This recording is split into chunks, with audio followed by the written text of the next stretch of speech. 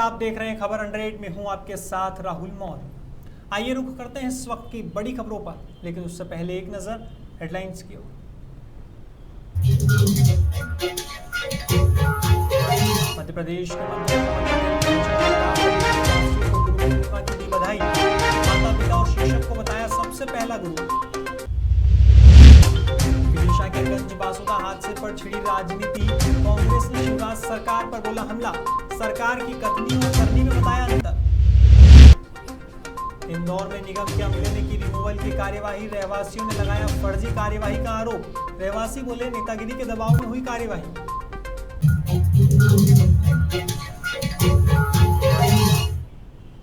शनिवार को कसरावद में गुरु पूर्णिमा के पर्व पर 9 कुंडीय गायत्री यज्ञ संपन्न हुआ। इस शुभ अवसर पर 10 से 12 महिला और पुरुषों ने गुरु दीक्षा संस्कार भी कराया। इस मौके पर सुमधुर भजनों की प्रस्तुति के साथ 9 कन्याओं का पूजन कर भोजन भी कराया गया।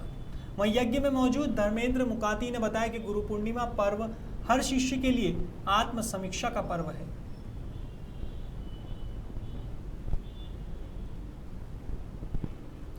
उज्जैन में भी गुरु पूर्णिमा का पर्व धूमधाम के साथ मनाया गया। यहाँ चिंतामन रोड स्थित राज राजेश्वरी आश्रम पर गुरु का पूजन कर शिष्यों ने गुरु पूर्णिमा का पर्व मनाया।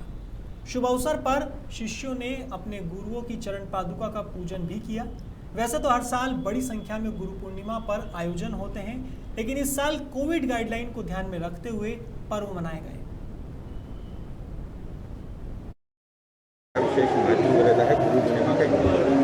आज वैदिक सनातन काल से हमारे यहाँ गुरुकुल परंपरा रही है, और चाहे वो किसी भी क्षेत्र का व्यक्ति हो, किसी भी विभाग का व्यक्ति हो, कोई ना कोई अपना गुरु बनाता है। उसी के क्रम में ये प्राचीन परंपरा है और आज गुरु पूर्णिमा का महोत्सव। शनिवार को मध्य प्रदेश के कृषि मंत्री कमल पटेल ने गुरु पूर्णिमा की बधाई दी है। इस मौके पर वे हरदा स्थित पंडित दीनदयाल रसोई भी पहुंचे और गरीबों को अपने हाथों से भोजन परोसा। बता दें, संयोगवश आज गुरु पूर्णिमा के दिन ही कृषि मंत्री कमल पटेल के पिता स्वर्गीय हरनाथ जी पटेल की 4थी पुण्यतिथि भी थी।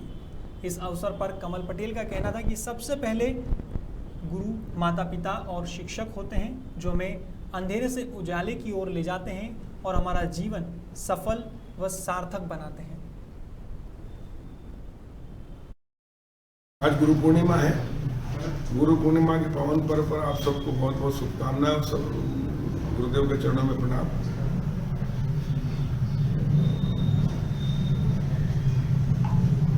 हमारी संस्कृति में गुरु का महत्व सबसे अधिक है, क्योंकि गुरु हमको ज्ञान देता है, अंधकार से प्रकाश की ओर ले जाता है,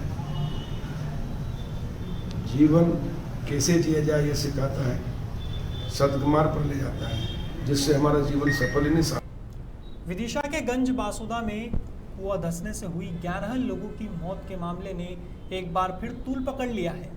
इस बार सरकार पीड़ित परिवारों को आर्थिक सहायता के लिए चेक बैंक द्वारा वापस लौटाने को लेकर विपक्ष के सामने निशाने पर आ गई है। कांग्रेस प्रवक्ता अब्बास हाफिज ने शिवराज सरकार पर हमला बोलते हुए कहा कि बीजेपी सरकार की कथनी और करनी में अंतर है।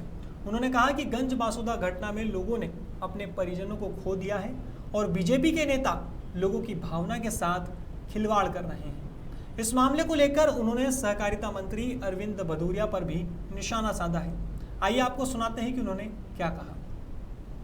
देखिए, मध्य प्रदेश की सरकार की कथनी और करनी का यही सबसे बड़ा उदाहरण है। ये मध्य प्रदेश में भाजपा की सरकार जब जब आती है ऐसा ही होता है। सिर्फ ये घोषणाएं करते हैं, कोरी घोषणाएं जिनको पूरा कभी नहीं किया जाता। जज्बातों से खेलने का काम करते हैं। वहाँ पर लोगों ने अपनों को खो दिया। यहाँ पर जाके मंत्रियों ने घोषणा कर दी कि साहब आपको मुआवजा मिलेगा, और मुआवजे के चेक कैसे कि मध्य प्रदेश की सरकार की तरफ से दिए गए चेक बाउंस हो रहा है। वहाँ पर बाउंस नहीं हो रहा है तो क्या हो रहा है, किसी के नाम गड़बड़ है, किसी का कुछ गड़बड़ है। वो दोबारा आप कैसे जाएंगे जब चेक काट दिया गया है? क्या यहाँ के मंत्री जिम्मेदारी लेंगे? सीधे सीधे तौर के ऊपर इन मंत्रियों का इस्तीफा होना चाहिए। विश्वास सारंग जी वहाँ के प्रभारी मंत्री हैं, उनका इस्तीफा कराया जाए। इतनी बड़ी भूल चूक ये जानबूझ के की गई है, या जानबूझ के नहीं करने की वजह क्या है? यहाँ पर आज सबसे बड़ा उदाहरण है ये कि मध्य प्रदेश में किस तरह से लचर हो चुकी है पूरी की पूरी सरकार की व्यवस्था। और जो लोग भी दोषी हैं, मुआवजा जो पीड़ित परिवारों के जज्बातों से खेलने के ऊपर, उनके ऊपर सख्त कार्रवाई की जाए और आज की तारीख के अंदर मुआवजा उनके खातों में पहुंचाया जाए डायरेक्ट बैंक ट्रांसफर के माध्यम। शनिवार को इंदौर के जोन क्रमांक 1 में लगने वाले वार्ड नंबर 8 में नगर निगम के अमले ने रिमूवल की कार्यवाही की है। देखने में आया कि छिपावाखल में खतरनाक मकानों को तोड़ने की हुई कार्यवाही से रहवासी खुश नहीं हैं।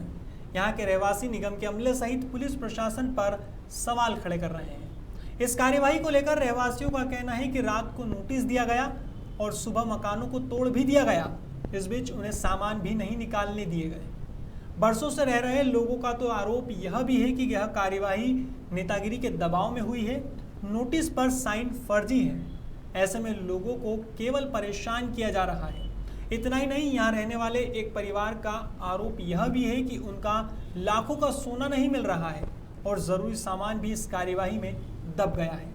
अब देखना होगा कि लोगों द्वारा लगाए जा रहे आरोप से जिम्मेदार अधिकारी इस मामले में क्या कार्यवाही करते हैं।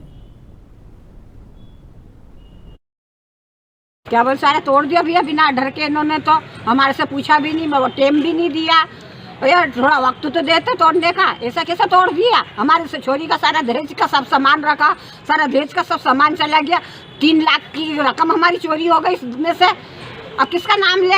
बाकी नगर निगम वालों ने क्या, ये मस्जिद का मकान है, हम यहाँ पे 100-150 साल से हमारे बाप दादा सब यहीं रह रहे हैं, तो ये मस्जिद वाले खाली कराना चाह रहे थे हमसे। तो इन्होंने नगर निगम द्वारा नगर निगम के अधिकारियों को, आला अधिकारियों को पैसे दे के ये हमारा मकान गिरवाया। हमारा पूरा, मेरे बड़ा पापा की लड़की की शादी का दहेज भी पूरा इसमें दबा हुआ। उन्होंने हमको मकान के हमारे सामान निकालने दिए, ना कुछ निकालने दिए। हमारे पैसे, लत्ते, कपड़े, खाने पीने का सामान सब हमारे इसके अंदर ही दबा के चले गए। फिलहाल खबरों में बस इतना ही। देश और दुनिया की तमाम खबरों के लिए देखते रहिए खबर 100, जनता की बुलंद आवाज।